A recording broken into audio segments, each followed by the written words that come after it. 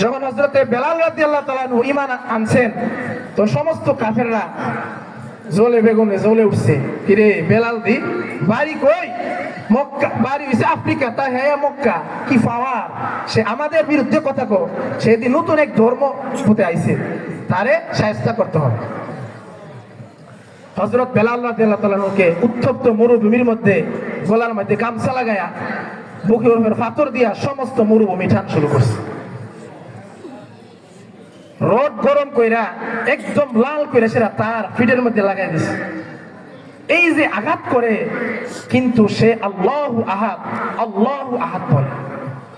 হযরতে আবু বকর রাদিয়াল্লাহু আনহু দেখতেছে, দেখে বলে, এ বেলাল, যখন তোমাকে কাফেররা আঘাত করে, কাফেররা তো আল্লাহর নাম চিনে না, তুমি এর সামনে জোরে জোরে আল্লাহু আকবার কও কেন? তুমি তো আস্তেই বলতে পারো। আল্লাহর তো এরা ছিলেন, আল্লাহর নাম জোরে বললি কি কি মায়া লাগবো?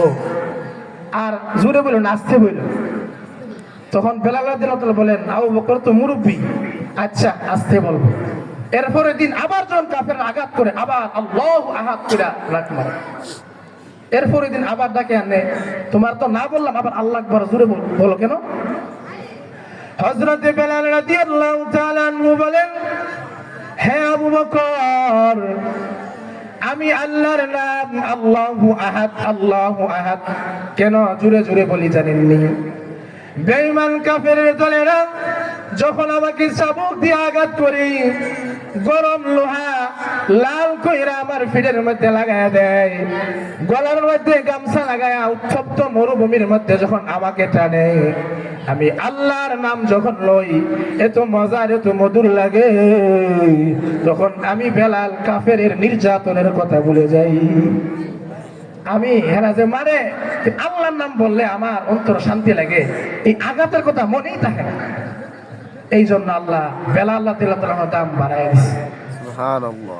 আল্লাহর নবী বলে দিয়েছেন, কোন নবী জান্নাতে যেতে পারবে না যতক্ষণ না পর্যন্ত আমি নবী জান্নাতে যাব। কোন নবীর উম্মত জান্নাতে যেতে পারবে না যতক্ষণ না পর্যন্ত আমার উম্মত জান্নাতে না যাবে। আল্লাহর নবী বলে দিয়েছেন, যখন আমি জান্নাতে প্রবেশ করব, আমি একটা উটের মধ্যে আরোহণ অবস্থায় থাকবো। আমার ডান পাশে থাকবে আবু বকর, বাম পাশে থাকবে উমর। আর বেলাল, তুমি উটের লাগাম ধরে ধরে আল্লাহর তৈরি জান্নাতের ভিতরে তুমি আমার সাথে ঢুকবে। আল্লাহ কেমন দাম বাড়ায় দিছে বেলাল রাদিয়াল্লাহু তাআলা।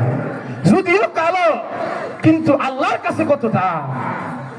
কেন? তার ঈমান ভিতরে।